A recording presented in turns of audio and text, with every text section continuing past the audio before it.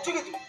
ଆଜ୍ଞା ସେ କଥା କଣ କି କାଲି ରାତିରେ ଦେଶୀ ଟିକେ ବେଶୀ ହେଇଯାଇଥିଲା ତ ସେଇଥିପାଇଁ ଆଖି ଲାଗି ଯାଇଛି ଆଉ।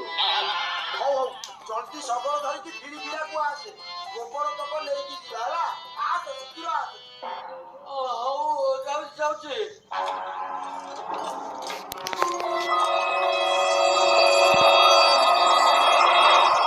ଆଲୋ ଲତିଆ ମାତିଆ କାକା ଉଠିଗଲେଣି ବୋଧେ ଆଉ କଣ କେତେ କ୍ଷତି ହଉଛନ୍ତି। ଆରେ କହୁଛୁ କଣ? ତାଙ୍କ ଶଗଡ଼ ତାଙ୍କ ଦୁଆରେ ଛାଡିକି ଚାଲ ସବୁ ଏଠୁ।